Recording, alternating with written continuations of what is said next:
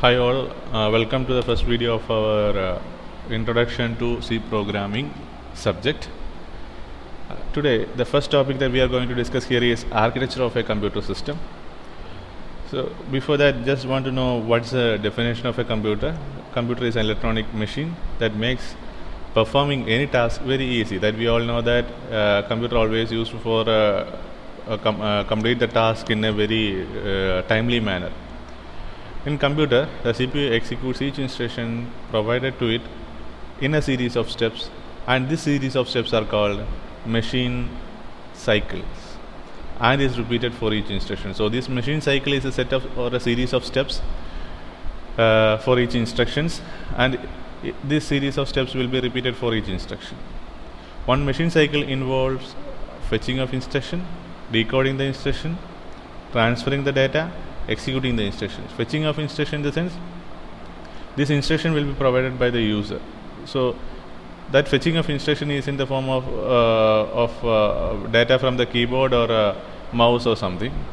Decoding the instruction in the sense the data that we are providing in a human understandable language, and that language should be converted to the machine language, and that language machine language. So the instruction is converted to the machine language, and that instruction is transferred to in the form of a data, and then it will be converted then it will be transferred for executing the instruction.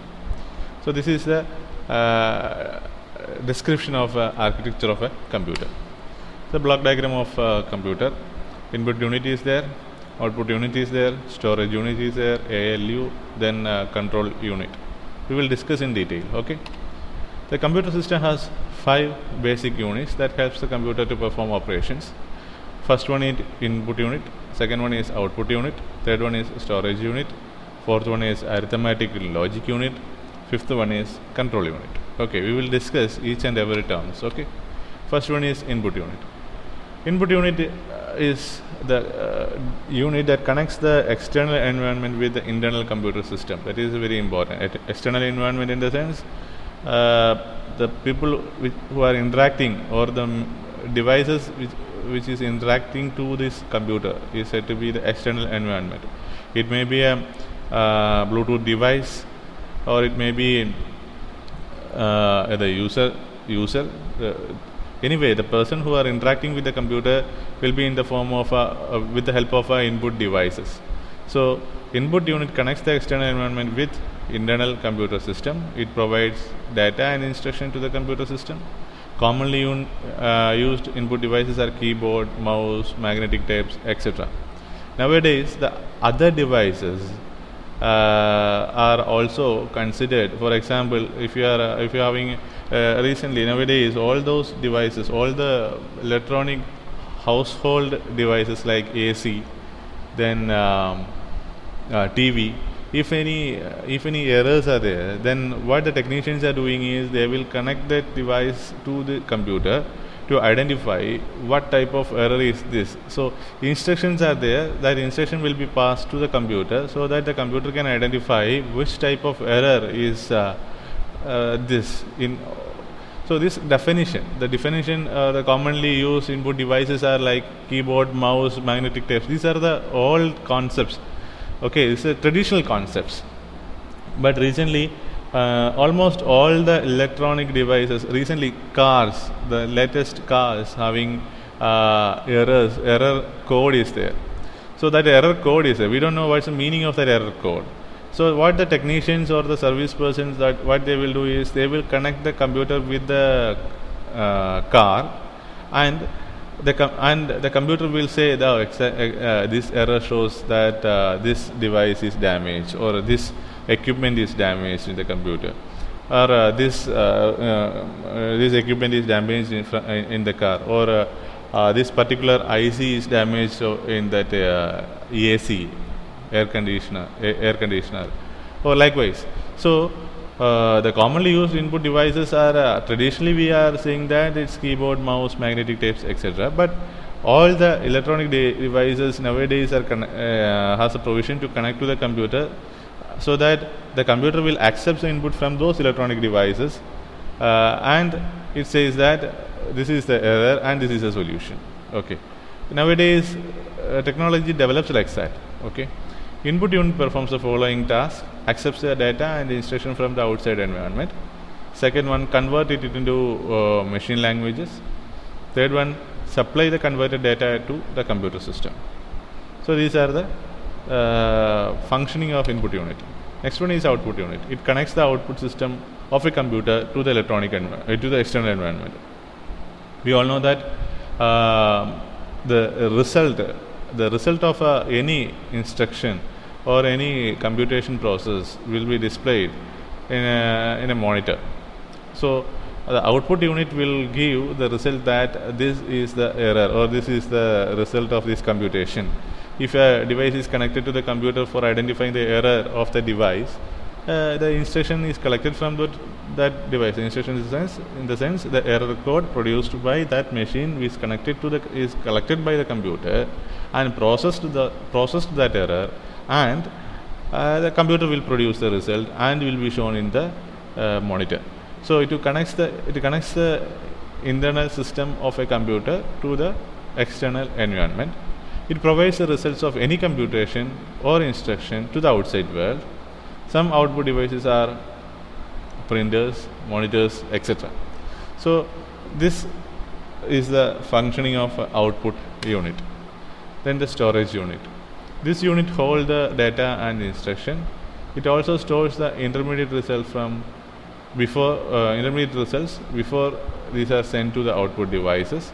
It also stores the data for later use also.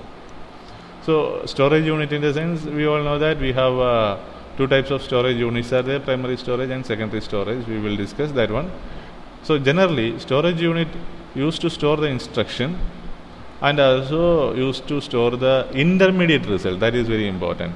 For example, if you want to calculate the sum of n numbers, for example, the sum of first 10 numbers. So what we will do? We will take first number as 1 and second number as 2. 1 plus 2, that 3. 3 is the intermediate result. And that 3 will be stored in a memory, and that 3 will be added with the next number, that is 3. So 3 plus 3 is 6. And 6 is again stored in 6 is an intermediate result and will be stored in the memory. So 6 is not the final result. So it's an intermediate result. So 6 will be again added with the next number, that is 4. So 6 plus 4, 10. 10 is again an intermediate result, and then 10 will be stored in a temporary variable. So this is a storage unit. It also stores the intermediate results from before these are sent to the output devices. It also stores the data for later use. Okay.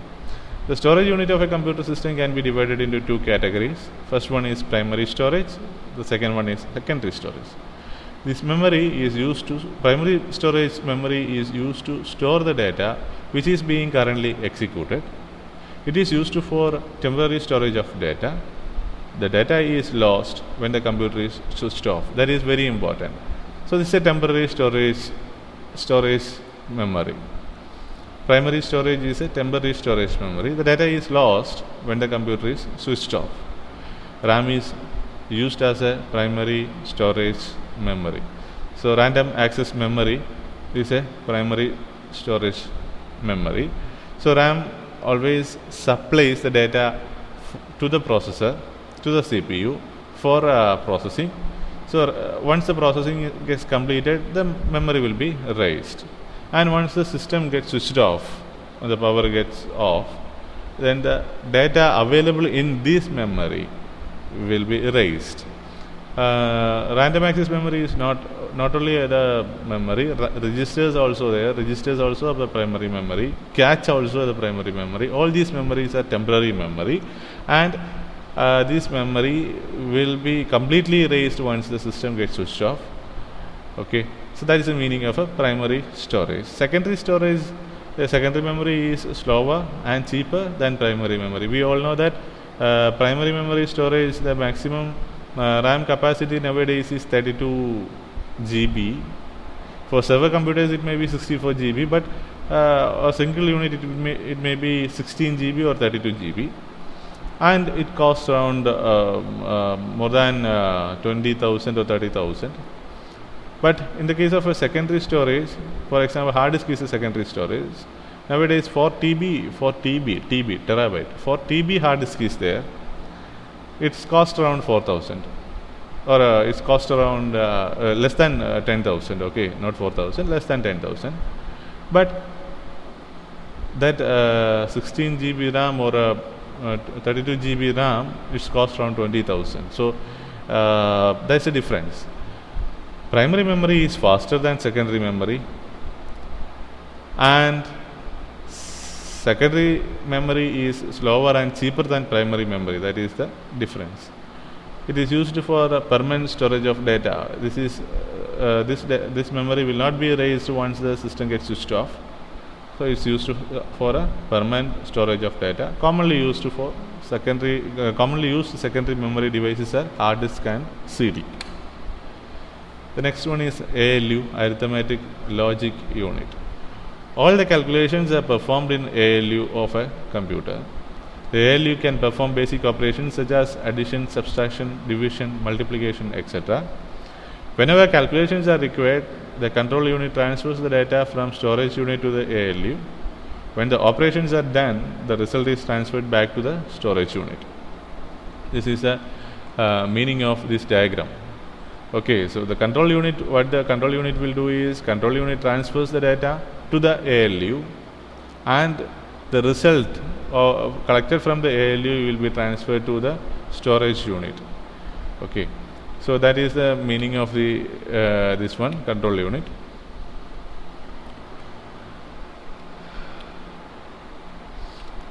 So ALU, all the calculations are performed. All the calculations in the sense, all the arithmetic operations. So what are the arithmetic operations? Addition, subtraction, division, multiplication, etc.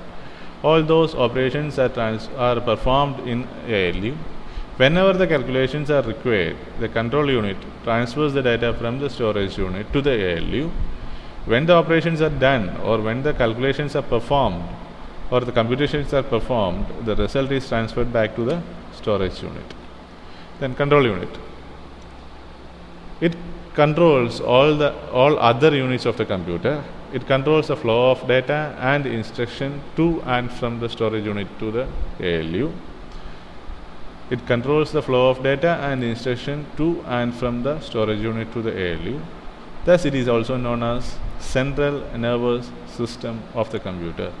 So, the control unit transfers the data flow, or a control unit controls the data flow between input unit, output unit to the ALU, and the result also will be transferred to the output unit. So that is the use of a control unit. So controls all other units of the computer. It controls the flow of data and instructions to and from the storage unit to the ALU. Thus, it is also known as the central nervous system of the computer. The next one is CPU. So CPU we can call it as a processor, central processing unit of the computer, CPU. So the control unit and the ALU are together known as CPU. So that is the meaning of the previous slide statement. It is also known as the central nervous system of the computer. Control unit is also known as the central nervous system of the computer. So it is a central processing unit of the computer. The computer unit and the ALU are together known as CPU. CPU is the brain of the computer system. It performs the following tasks. It performs all the operations. It takes all decisions. It controls all the unit of the computer. So it decides where the data has to flow from which unit to which unit. Okay. So it's like the heart of the computer, the brain of the computer decides what to do next, what type of decision has to be taken. So all those decisions are performed in the CPU. So CPU is a combination of ALU and control unit. Okay, that's all about the architecture of the computer. So we will see about the compiler and interpreters on the next slide. Okay, thank you.